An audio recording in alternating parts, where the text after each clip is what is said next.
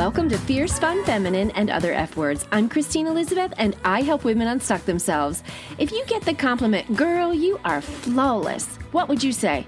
Would you diminish it? Would you say, oh, stop? Or, yeah, right, well, look at this. That's what I'm here to talk about because, girl, you are flawless. Let's get started. Have you ever heard of Spanx? Of course you have. If you're a woman, you know what this magical undergarment can do for you. Spanx, if you don't know, it is an undergarment that smooths everything under your clothing. It can make you look thinner. It holds you in. And when you get out of your Spanx, you kind of just plop, right? It's this incredible invention by a woman named Sara Blakely. If you don't know who Sara Blakely is, I would encourage you to follow her on social media, especially Instagram. She's really active there, and she is fantastic. She's a real woman, you girls. She has a family. She has kids. She has a husband. She has crazy things happening in her home, just like we all do, and she understands what a woman's needs are. She loves French fries. She's awesome. Everything about her is inspiring. And one thing she did this week, I thought, oh my gosh, this is so huge. Spanx came to her creative team or board or whatever and said, hey, we're releasing swimwear and we want you to be a model. And she's like, guys, I'm 50. I'm not going to do that. And then she jumped to an episode of Jeopardy where Steve Harvey is asking the player of Jeopardy, at what age does a woman give up wearing a bikini? And the person playing the game said 40. The winning answer was 32. And Sara Blakely said, hell no, this age is not a flaw. Are you kidding me? Who is going to tell me that I can't wear a bikini? I'm 50. So she came back to Spanx and said, yes, I'll do it. And then there's a recording of her jumping around her pool in a little bikini to the music Itsy Bitsy Teeny Weeny. So I wanted to talk about this because it's a cultural stigma and your age is not a flaw. You are flawless wherever you are. And that's something I want to talk about today. But I want to know who decided what the perfect woman looks like? Did it start with a Barbie doll? Barbie is 62 years old, so that puts her into existence in 1959. So what did people look to for flawless before that? Because really, I think the Barbie doll had a huge influence on little girls, right?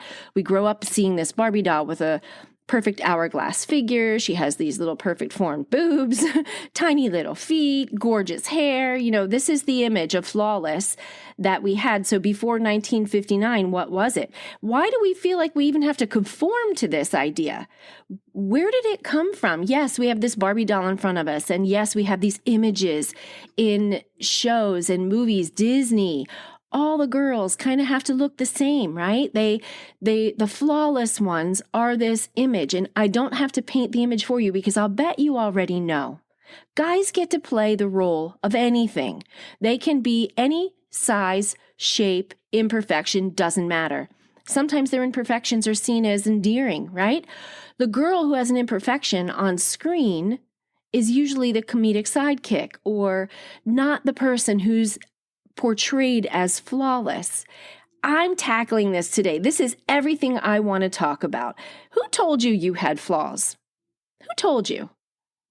I can't remember someone in my youth ever saying it. I think it was something I absorbed through growing up, right? Through peer pressure, back then there wasn't media.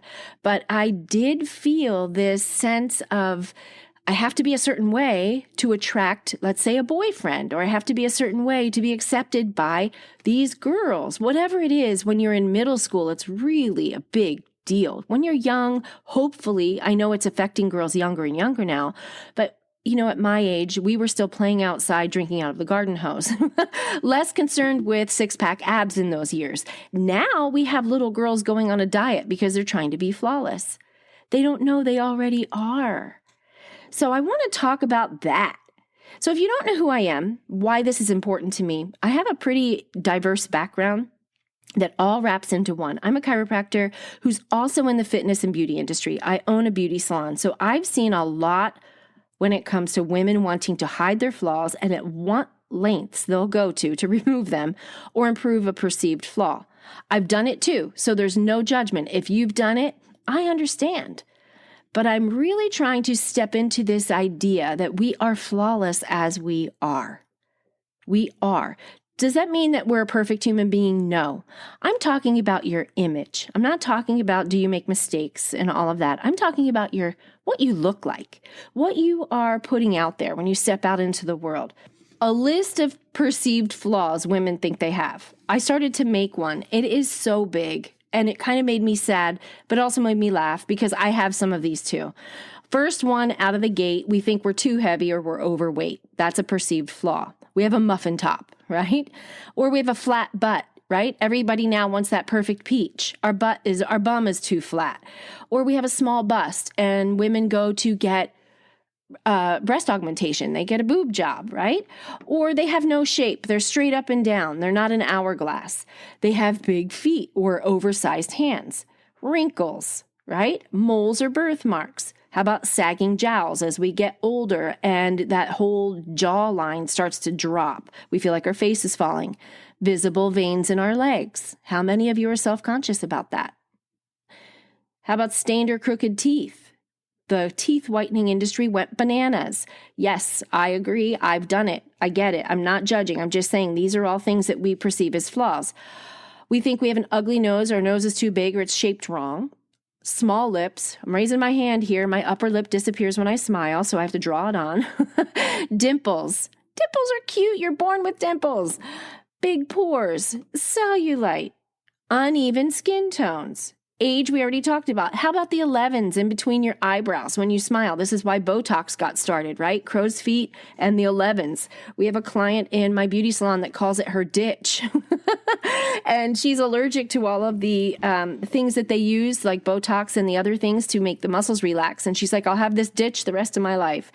How about stretch marks? You gave birth to other humans, but you're self-conscious and find your stretch marks to be a flaw. Do I need to go on? What is your list? You have one, don't you? I know there's things I missed. We all have a list. On this list, I would say mine for sure. I draw a top lip on my face every day. I have a very small top lip, so I know the makeup tricks to make it look more full. That's one of them. I've been doing Botox for years. I have a great injector, so my face is not frozen, but it has definitely slowed down the wrinkles. And that's just something I've done because for me, I perceived wrinkles and aging as a flaw. It's something I've wrestled with. And I'm starting to step into, you know what? Age is not a flaw. I'm going to own this stuff. I may not stop doing Botox, but I'm not going to take it on as something let's just say Botox became something you can't do anymore, or I didn't have the means to do it, I would begin to step into that and embrace it. I'm at that point in my age where I'm saying, girl, you are not flawed. These are not flaws. You're bucking the aging process, but you are not flawed.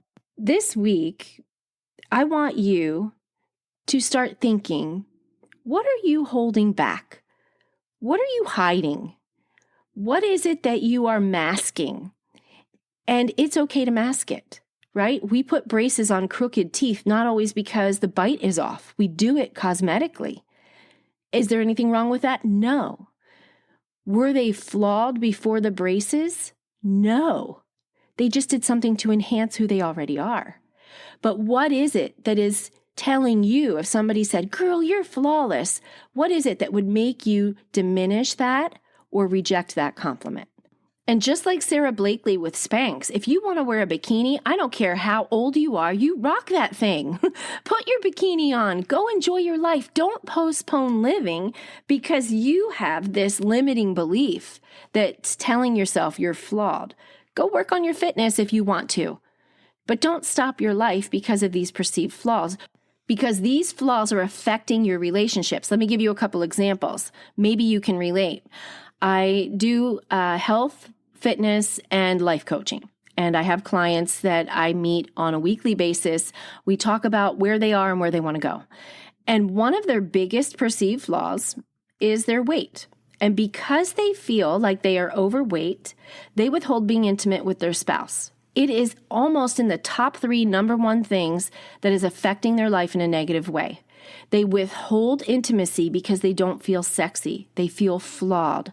They have this image in their head that my spouse won't find me attractive, so I'm not even going to try. I'm going to hide. I don't like my body. I would be lying if I told you I wasn't there. I was there. I had that same thing. I can relate to them. What's interesting is most of these same women say their husbands don't see their body as flawed and find them sexy as they are. It's the women who fuel this flaw thing, right? We fuel it. The husband is not going to say you're flawless unless he is just the best man on the planet. He should say that. He's just going to say, I find you attractive. It's not just physical. There's a connection. And the men feel it, but the women are so focused on the perceived flaw that they can't get there. Do they have a reason to feel that way? I think so. I mean, I'm not bashing anyone. We've all been there. Culture has dictated what a flawless woman is. And in the United States, it's fueled by men. I mean, look at the Sports Illustrated cover. It's a great example. These are gorgeous, beautiful, hourglass, flat-tummied, tight-legged women. Of course, they're airbrushed. And I know men know that, but in their mind, in our mind, we think that's what men want, right? So we walk around trying to be this Sports Illustrated cover or try to achieve it. It's really fascinating when you think about where did we even get this? Where does this come from? I looked up this British study. They took 40 19-year-old men and women and put them in front of a computer screen with a simulated human, a man and a woman. And what they did was put the average body of a female in a bikini and the average body for a male in like board shorts, like surf shorts. The average body. So imagine what you would think that would look like. And it was a computerized model. They were asked to take these computerized models and morph them into what they think the ideal body should look like. So you have this tool on the computer where you're able to make the waist smaller, the hair longer, whatever, but it was all focused on the body mostly. The results were really similar. Men and women had the same idea for an ideal female body and an ideal male body. They took the average female body and slimmed it way down, so there was definitely a smaller waist than hips, right? So you have a true hourglass. The biggest surprise with the female body was that the female participants in the study gave women larger boobs than the men did. No one knows why. The men didn't give them this busty chest. The women did, but they both gave them a very thin, lean body with a small waist. There's definitely a waist to hip ratio. So on the men, results were similar. This is what the ideal shape for a man was, an inverted pyramid with very broad shoulders tapered down into a thin waist. It's just the perfect image of a man for some reason. These people were 19 years old that were doing this computerized study, and they already had this image of what ideal was. What is that? Where does that come from? I would love to know, but I do know this.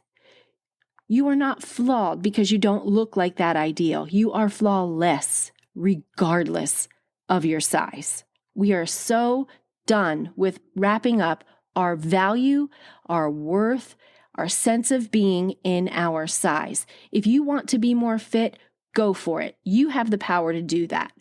But don't let it dictate what you are in terms of your value and what you have to offer to the world. Okay, let's get off body size. Let's talk about facial flaws. Okay, beauty salon story. Eyebrows. We do makeup all the time in my salon. And one of the things that makeup artists say to clients all the time is your eyebrows are sisters, not twins. Because people will say, I can't get my eyebrows to look the same. Well, if you really studied your face in the mirror, your eyebrows are not the same. They are not. You're not born with identical eyebrows. We can correct that when we go in with makeup or we go in with tattooing or we go in with microblading, and we can make them look identical. But you weren't born with identical eyebrows, and we go in and we try to camouflage it to make it look like they are. It's tough. It's hard to do it yourself. It's difficult for a makeup artist, but that is a perceived flaw. Let's talk about in ancient times. Egyptian pharaohs wanted their women with a perfectly symmetrical face. Is that where the eyebrow thing came from? Like we want this symmetry where, everything is the same from right to left. If you wear makeup at all, I'll bet you already know you have one side that's different than the other. You're not perfectly symmetrical. We're not born that way. What about other countries? Let's see what they say, because the USA is not the only one that struggles with this perceived flaw thing that women have. In China, back to the Han Dynasty, their ideal woman has long black hair, pale skin, red lips, white teeth, and are you ready for this one? Tiny feet. Feet! So Chinese women are worried about their shoe size. They're worried about being small too. They're little and they're petite and all of that. But usually in general, the Asians, that whole culture is smaller than the United States anyway. But their feet, you are born with feet a certain size. You're born with them, but they are being judged because of their size of their shoes. That is still carried over to current day China in some people. Okay, how about this one? Italian Renaissance. Oh, you might even know this one if you look at artwork and you like Renaissance art. In Italy, way back when, their ideal woman had an ample bust, a round belly, full hips, and fair skin. Well, isn't that the dill to my pickle? I'm just dying over here because I love Italy. I fit in perfect. Well, not really. That's not their standard anymore. But hey, back in the Renaissance, they could paint me and I would fit in, right? Because I'm not down to the 6-pack abs anymore. I'm a mom. I'm living my life and I'm fit, but I'm definitely not fitting the China model for sure. I would be closer to the Italian model. How about Victorian England? Victorian England, their ideal woman was full-figured with a cinched waist. That's where corsets became a thing. Those poor women walked around with their ribs squashed because they were supposed to have a tiny waist. Now we have waist trainers. Don't even get me started on that. People are wearing waist trainers, and maybe you are one of them, but I'm going to tell you this. That doesn't work. Yes, it's going to make you sweat in a certain area, and it's going to be some type of short-term, tiny, tiny little change. But long-term, if you have a larger rib cage, if your frame is larger, you're not going to cinch your waist past that. The way you change your waistline is by changing the food you eat. That's just a whole other story. Your nutrition is what dictates your size and your waist and your belly. You can do crunches till the cows come home, but if you're eating food that's high in sugars where your body stores it as fat, you're still going to have a belly. Anyway, I got off the subject. There are all kinds of examples of what the ideal woman is or was. And if you don't fit that description, you were considered flawed. My friends, I am here to tell you, you are not flawed. You are not. You are flawless. You are beautiful as you are. You are worthy as you are. You are flawless as you are. Don't let society or culture dictate whether or not you can wear a bikini. Don't let them dictate that you can't accept a compliment as being flawless because in your mind you've bought into this ideal that your body is an object to be admired, not an instrument for living. Your body digests food without you telling it. Your body can do things all by itself without you telling it to. If you've given birth, you've created life. It's done miraculous things. Those stretch marks are not flaws. If you've lived long enough to have a wrinkle, you've lived longer than people that didn't get to experience a wrinkle. We have to start changing our perspective. I'm not suggesting that we go out and stop caring about ourselves and schlep around like slobs and, not take care of our appearance, because taking care of our appearance is a form of self-respect. I fully believe that. That's why I own a beauty salon. I see women transform from feeling less confident to very confident when we show them what they can look like with a few small changes. We're not changing them. We're just making them only better. We're taking their eyes and we're using makeup to open them up. We're smoothing hair that is naturally frizzy, and we're just using a tool that's accessible to anyone to smooth it down. That's not taking a flaw and making them flawless. That's just taking tools that are available to anyone to improve their look. I have no problem with that. Where I find problem is we think we are flawed. And I'm here to say bullshit. You are not. You are perfect as you are. And until you can step into that, you are going to be chasing an ideal that you're not going to probably attain. Because here's the thing. When you chase those ideals, you might get the body and all the things that look like the ideal. But what you're surrounding yourself with in terms of reading, listening, friendships, all the other things influence you. Besides what you look like, if you have chronic stress in your life, you can be the perfect ideal image according to society and have chronic stress, you're not going to be happy. So what if you achieved it? I got my body down to a size 0, still didn't like it. It was probably close to what people would say is ideal. In my mind, that was my goal. I'm sharing this because I'm telling you from firsthand experience, it backfires. That is flawed.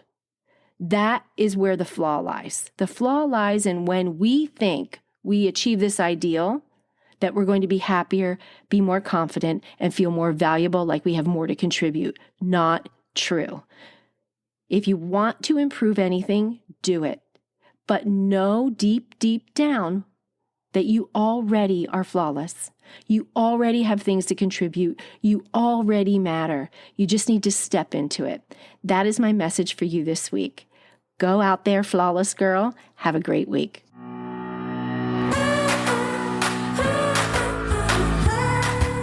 This is a big topic.